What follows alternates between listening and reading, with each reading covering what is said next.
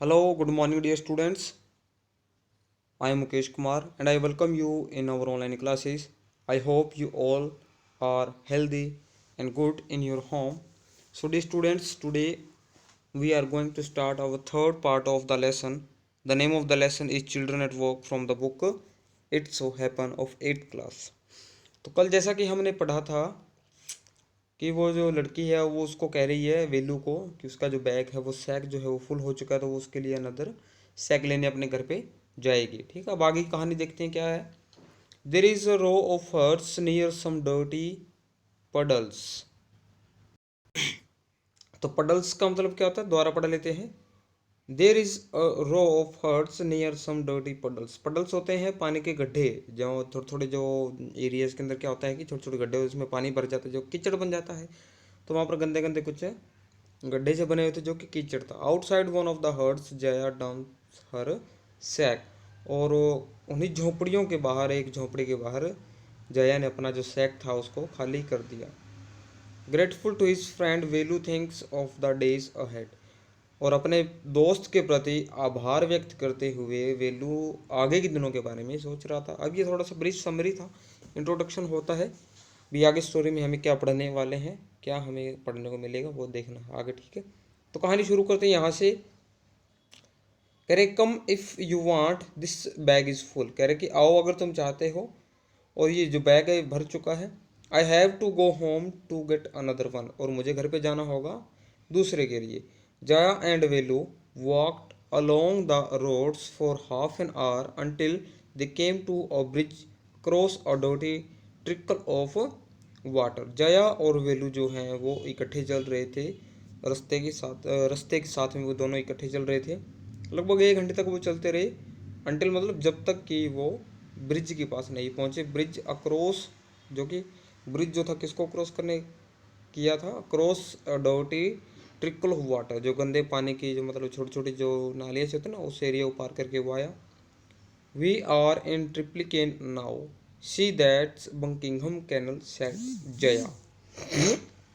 जया उसको क्या कहती है कि हम कहाँ पर हैं, हम ट्रिप्लिकेन में हैं। ट्रिप्लिकेन एक एरिया है, चेन्नई के साथ एक एरिया है। ठीक है, तो वहाँ पर मंदिर वगैरह है, पौंड वगैरह है, तो वो फेमस इस वजह से है।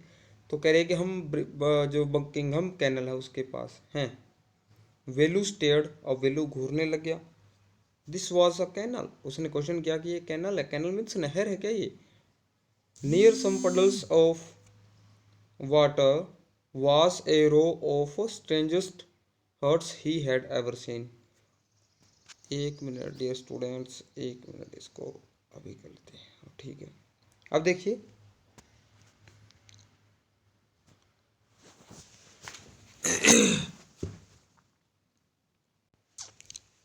तो प्यारे विद्यार्थियों, थोड़ी सी डिस्टर्बेंस हो गई थी, चलो दोबारा शुरू करते हैं, देखते हैं। Velu stared, this was a canal. वो एकदम हैरान हुआ, उसकी तरफ देखने लग रहा है कि क्या ये कैनल है। Near some puddles of water was a row of strangest huts he had ever seen. और पानी के जो छोटे छोटे गड्ढे थे उन्हीं के पास स्ट्रेंजेस्ट होते हैं जो बहुत ही विचित्र हों, जो ठीक है। तो हट्स मीन्स झोपड़ियाँ, तो बहुत सी अलग सी दिखने वाली, दिखाई देने वाली झोपड़ियाँ थी।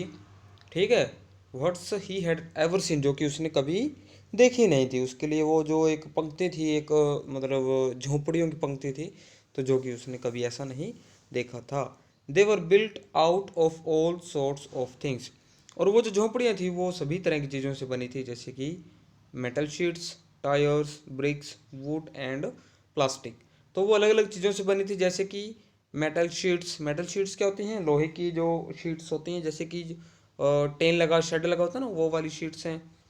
टायर्स हैं। ब्रिक्स मीन्स ईंटों से बनी है कुछ एक, लकड़ी भी से भी बनी है, और प्लास्टिक से भी वो कुछ एक बनी है।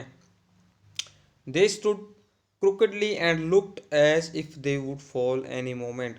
और वो ऐसा प्रतीत हो रहा था उनको देख करके, वो जो है टेढ़ी मेढ़ी खड़ी थी। ठीक है, दे स्टूड क्रुकेडली मतलब क्या, टेढ़ी मेढ़ी खड़ी हुई थी।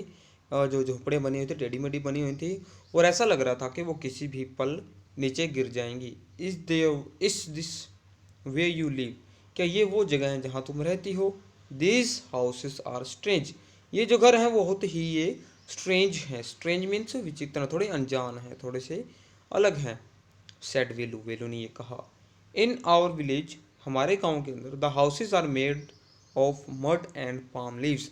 और कह रहे कि हमारे गांव में जो हमारे जो घर हैं वो कैसे बने होते हैं, वो मड से, मतलब वो मिट्टी से और पाम लीव्स से बने हुए होते हैं।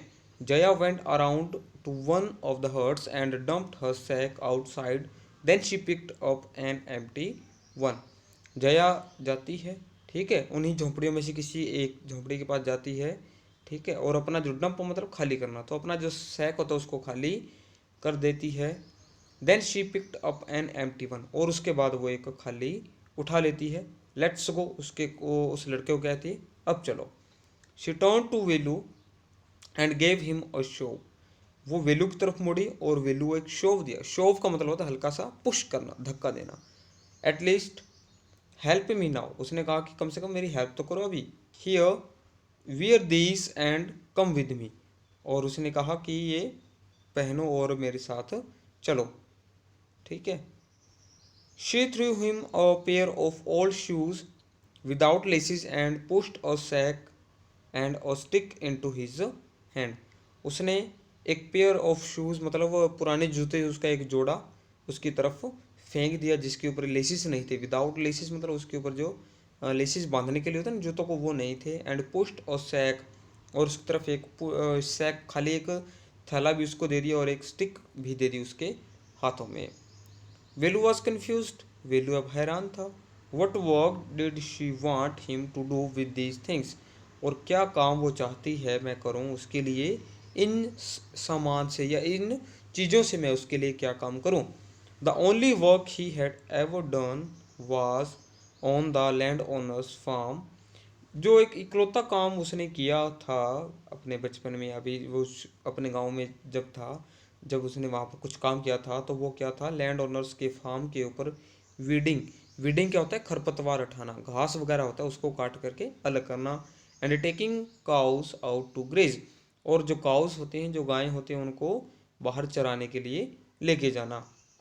अब ये पूछ रहा है are there any farms in the city, क्या यहाँ पर खेत हैं क्या इस शहर में। ही आस्क्ड जया, उसने जया से ये पूछा।